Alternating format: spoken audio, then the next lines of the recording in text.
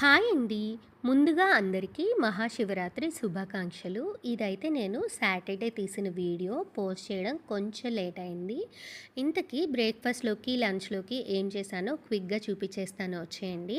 బ్రేక్‌ఫాస్ట్‌లోకి అయితే కోకోనట్ దోస, ఇంకా కొంచెం స్పైసీగా, ట్యాంగీగా ఉండేలాగా అల్లం చట్నీ చేశాను. చాలా బెస్ట్ కాంబినేషన్. తప్పకుండా ట్రై చేయండి. చాలా బావుంటుంది. ఇంకా లంచ్‌లోకైతే ముందే చెప్పాను కదా! సాటర్‌డేస్ వస్తే మోస్ట్‌లీ వన్ పాట్ మీల్ కానీ, లేదంటే ఇలా చపాతీ కానీ సింపుల్‌గా తినడానికి ఇష్టపడతాము మేము ఇంట్లో. అందుకని చెప్పి ఇలా చపాతీ, ఇంకా మంచిగా ప్రోటీన్ అండ్ ఫైబర్ ఫిల్డ్ అన్ని రకాల వెజిటబుల్స్‌తో పాటు paneer, rajma, cashews, green peas అన్నీ వేసి ఇలా మిక్స్డ్ వెజ్ కర్రీ చేశాను. చాలా బావుంటుంది. ఇలా కర్రీ చేసుకుంటే ఇంట్లో చిన్నపిల్లలు గానీ, పెద్దవాళ్ళు గానీ కొన్ని వెజిటబుల్స్ తినరు కదా! ఇలా మిక్స్డ్ వెజ్ కర్రీలో వేస్తే వాటిని కూడా తినేస్తారు. చాలా బావుంటుంది. ఇంతకీ ఈరోజు వాలెంటైన్స్ డే స్పెషల్ ఏంటో చెప్పేస్తాను.